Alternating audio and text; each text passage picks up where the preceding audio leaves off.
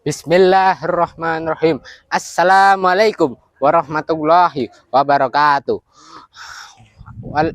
Bismillah walhamdulillah wassalatu wassalamu ala rasulillah amma ba'd. Yang pertama, marilah kita panjatkan syukur alhamdulillah kepada Allah Subhanahu wa taala yang telah memberikan kita nikmat sehat, nikmat iman serta nikmat Islam. Yang kedua, salawat serta salam kita haturkan kepada Nabi kita, Nabi Muhammad Sallallahu Alaihi Wasallam, yang telah membawa kita dari zaman gelap gulita menuju zaman terang benderang, yakni ad-dinul Islam.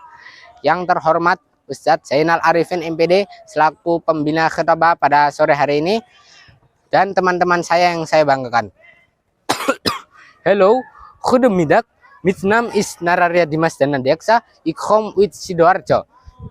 Pada kesempatan kali ini, saya akan menyampaikan sebuah khutbah berjudul Pemimpin Indonesia Emas ala Rasulullah. Hadirin yang saya banggakan, saat ini Indonesia sedang mendapatkan berkah, yakni bonus demografi. Bonus demografi ialah Indonesia mendapatkan jumlah penduduk usia produktif dari usia 15 tahun sampai usia 64 tahun. Artinya, diprediksi tahun 2045 Indonesia penduduknya sekitar 60% akan berisi anak-anak muda yang siap memimpin Indonesia menjadi Indonesia Emas 2045. Tapi pertanyaannya, kenapa harus pemimpin? Kenapa bukan pengusaha, investor, atau pekerja? Kenapa pemimpin itu cuma ada di Indonesia? Jawabannya, pemimpin berguna untuk menjaga suatu kedaulatan bangsa. Tidak cuma itu, dari Arab sampai Eropa, dari Asia sampai Afrika sampai Amerika, banyak pemimpin. Kok bisa? Itu jawabannya sudah ada di surat Al-Baqarah ayat 30 yang berbunyi, A'udzubillahi minasyaitonirrajim. Bismillahirrahmanirrahim.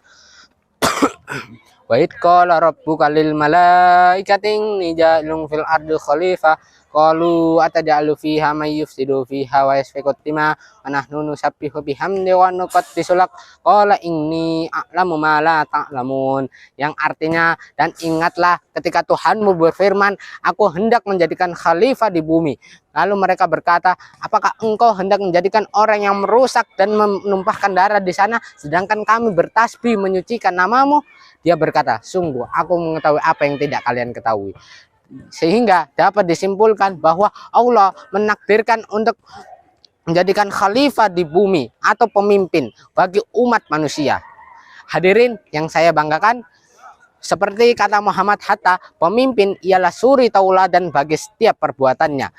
Artinya, pemimpin memiliki tanggung jawab yang besar untuk menjaga suatu negara dengan kebijakannya. Negara jadi maju karena pemimpinnya, negara jadi kacau karena pemimpinnya pula. Artinya, Indonesia bakal makmur, Indonesia bakal sejahtera, Indonesia bakal maju, Indonesia bakal Indonesia emas kalau dipimpin oleh orang yang benar dan bertanggung jawab. Namun sebaliknya, Indonesia bakal hancur, Indonesia bakal melarat, Indonesia bakal bangkrut, Indonesia bakal musnah kalau dipegang oleh orang yang memikirkan uang, jabatan, serta tidak memperdulikan negaranya. Kehancuran Jerman akibat kediktatoran Adolf Hitler, pembantaian rakyat Uganda oleh Idi Amin Dada, dikorupsinya uang negara oleh Ferdinand Marcos merupakan contoh pemimpin yang lupa akan negara, rakyat, dan tanggung jawabnya. Hadirin yang saya banggakan, sekarang pertanyaannya, apakah kita bisa mencapai Indonesia emas kalau yang mimpin orangnya mikirin duit dan juga dirinya sendiri? Apakah kita itu harus jadi bonekanya Amerika? Apakah kita itu harus jadi sapi perahnya Eropa? Apakah kita itu harus dipeluk sama Cina untuk dibantu? Jawabannya pasti tidak. Tapi apa yang harus kita lakukan? Apa cara kita untuk menyiapkan pemimpin untuk Indonesia emas 2045? Jawabannya ada di surat Al-Imran ayat 159 yang berbunyi, A'udzu billahi minasyaitonir rajim. Fabima rahmatim minallahi lintalahum walau kunta fattun qalidan qalbilan fattu min haulik fa'fu anhum wastaghfir lahum wasawirhum fil fa ida azamta fatawakkal 'alallah innallaha yuhibbul mutawakkilin. Dari ayat tersebut Allah menjelaskan tentang gaya kepemimpinan Rasulullah. Poin yang dapat diambil dari ayat tersebut yakni lintalahum, berlakulah lemah lembut. Pemimpin harus memiliki sikap lemah lembut, karena kalau pemimpin bersikap keras dan juga kasar, maka rakyatnya akan menjauhinya. Lalu wastaghfirlahu fa'fu anhum, maafkanlah mereka. Pemimpin harus juga memiliki sikap memaafkan rakyatnya, mau yang kesalahannya kecil atau kesalahannya besar. Tapi kalau seperti korupsi atau teroris, itu tidak bisa dimaafkan lagi. Lalu wastaghfir lahum, ampunilah mereka. Meskipun memang berat, pemimpin harus bisa mengampuni seseorang atau kelompok yang berbuat kejahatan sangat besar seperti korupsi, teroris, dan mengancam kedaulatan negara. Lalu wasawirhum fil amr, bermusyawarahlah. Pemimpin yang baik pasti punya kemampuan bermusyawarah yang bagus, karena bermusyawarah gunanya untuk mengatasi masalah sosial, ekonomi, politik, kemasyarakatan, diplomasi, dan lain-lain. Yang terakhir, faida azamta fatawakkal 'alallah, bertakwalah kepada Allah. Selain berlaku lemah lembut, memaafkan, mengampuni, dan bermusyawarah, pemimpin harus juga punya sikap bertakwa kepada Allah, agar Allah itu membantu setiap pekerjaan, setiap kebijakan yang dilaksanakan oleh pemimpin tersebut.